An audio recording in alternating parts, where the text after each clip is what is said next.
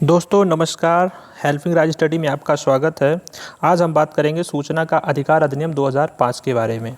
जी हाँ, तो चलिए शुरू करते हैं।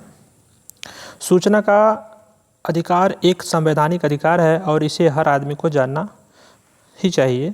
दोस्तों, अपने अधिकार को जानना सबसे ज़रूरी होता है, क्योंकि कभी कभी हमें मुश्किलों का सामना करना पड़ता है। तो अधिकार जानते रहेंगे तभी अपना हक जो है ले सकते हैं मजबूती के साथ। तो चलिए आगे देखते हैं। सूचना का अधिकार अधिनियम 2005। सूचना का अधिकार अधिनियम 2005, जिसे हम शॉर्ट में आरटीआई भी कहते हैं। आरटीआई का फुल रूप होता है राइट टू इन्फॉर्मेशन। सूचना का अधिकार से तात्पर्य होता है सूचना पाने का अधिकार। दोस्तों, सूचना का अधिकार मुख्य रूप से भ्रष्टाचार के खिलाफ 2005 में एक अधिनियम लागू किया गया, जिसे सूचना का अधिकार कहा गया। इसे संक्षेप में आरटीआई भी कहते हैं। दोस्तों, आरटीआई का प्रयोग करते हुए कोई भी नागरिक किसी भी सरकारी विभाग से कोई भी जानकारी ले सकता है। बस उसमें शर्त यह होती है कि आरटीआई के तहत जो पूछे जाने वाला प्रश्न है वो तथ्यों पर आधारित होना चाहिए। तो चलिए आगे देखते हैं। आरटीआई बिल संसद में पेश। दोस्तों, यह महत्वपूर्ण तिथियां हैं जब आरटीआई बिल संसद में पेश हुआ। तो 11 मई 2005 को लोकसभा में यह पास हुआ था। उसके बाद एक दिन बाद जो है 12 मई 2005 को राज्यसभा से यह पास हुआ था। और फिर 15 जून 2005 को इस अधिनियम को राष्ट्रपति की अनुमति क्या हुई, प्राप्त हो गई। और फिर 12 अक्टूबर 2005 को संपूर्ण धाराओं के साथ इसे लागू कर दिया गया। फिर आगे देखते हैं।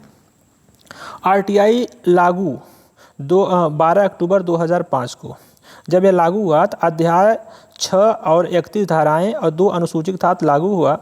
और यह जो है केंद्र, राज्य, स्थानीय सरकारों, सार्वजनिक प्राधिकरण और सरकारी अनुदान प्राप्त करने वाले संस्थानों पर क्या होता है, लागू होता है। आगे देखते हैं। इस अधिनियम की जो खास बात, किसी भी कार्यालय से सूचना प्राप्त करने के लिए इच्छुक व्यक्ति चाहे वह हिंदी में, अंग्रेजी में अथवा उस क्षेत्र की जो राजभाषा होती है उसमें सूचना पाने का जो आग्रह कर सकता है। आरटीआई के लिए अपील कहाँ करें। दोस्तों, यह बड़ी बात होती है कि हम आरटीआई के लिए अपील कहाँ करें। तो चलिए देखते हैं। आग्रह करने के लिए डाक, स्वयं, ईमेल द्वारा PIO पब्लिक इन्फॉर्मेशन ऑफिसर को अपील कर सकते हैं। दोस्तों, यहाँ गलती से हो गया है कि IPO, यहाँ PIO होना चाहिए था, पब्लिक ऑफिसर इंफॉर्मेशन ऑफिसर।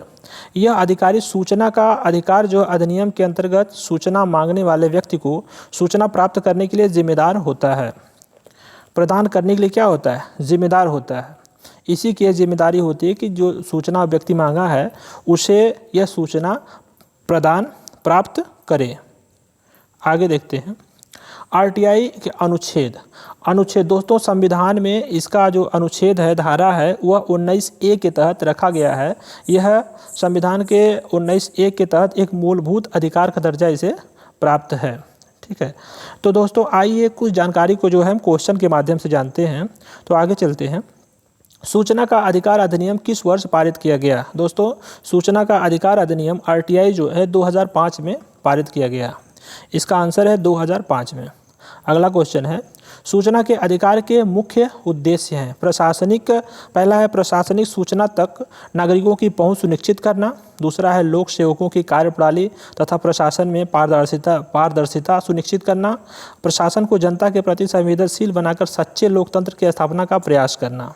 तो दोस्तों, इसका सभी सही है, तो इसका आंसर हो जाएगा उपरोक्त सभी। आगे देखते हैं।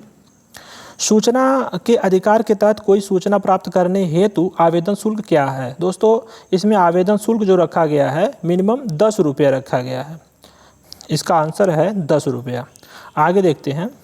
सूचना के अधिकार अधिनियम के तहत निम्न में से कौन सी सूचना नहीं मांगी जा सकती। हाँ दोस्तों, इसमें कुछ सूचनाएं ऐसी हैं जो गोपनीयता को आप नहीं मांग सकते, जैसे विभागीय लंबी जांच से संबंधित ये नहीं मांग सकते।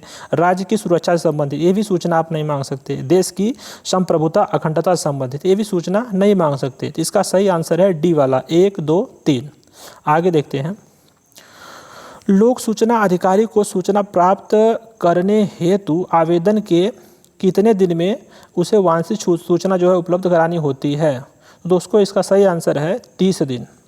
30 दिन तक उसको सूचना जो है प्रदान करने की वो होती है, प्रक्रिया होती है। 30 दिन में आपको सूचना प्राप्त हो ही जाती है। आगे देखते हैं, सूचना के अधिकार अधिनियम के संबंध में निम्न में से कौन सा तथ्य गलत है। हाँ, देखते हैं कौन सा तथ्य गलत है। सूचना प्राप्त करने हेतु आवेदन फीस 10 रुपया, बिल्कुल सही है, ये गलत नहीं है। सूचना आवेदन प्राप्ति की 1 माह के भीतर उपलब्ध करानी होती है, नहीं, ये 30 दिन का प्रावधान है, 1 माह के भीतर नहीं, ये गलत है।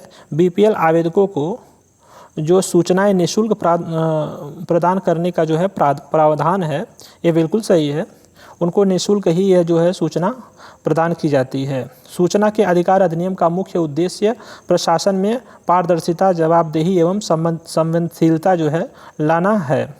दोस्तों, आज के लिए बस इतना ही। वीडियो पूरा देखने के लिए आपका दिल से धन्यवाद।